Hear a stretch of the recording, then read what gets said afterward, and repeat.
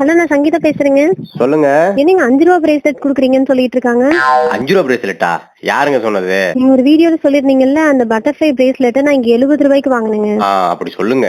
70 ரூபாய் 50 ரூபாய்க்கு விக்கிறாங்க அந்த பிரேஸ்லெட். நம்ம வந்து அது ஃப்ரீயா தான் குடுக்குறோம்.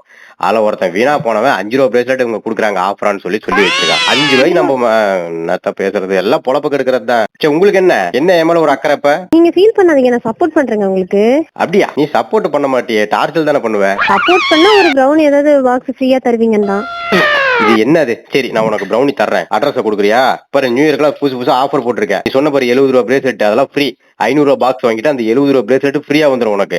அது கூட brownie ball, chocolate, happy new year topper இவ்வளவும் ஃப்ரீயா வருது. ஃப்ரீ டெலிவரி வருது.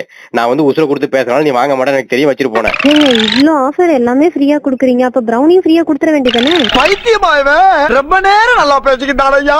அந்த பாக்ஸுக்கு மட்டும் எதுக்கு 500 ரூபா கேக்குறீங்க?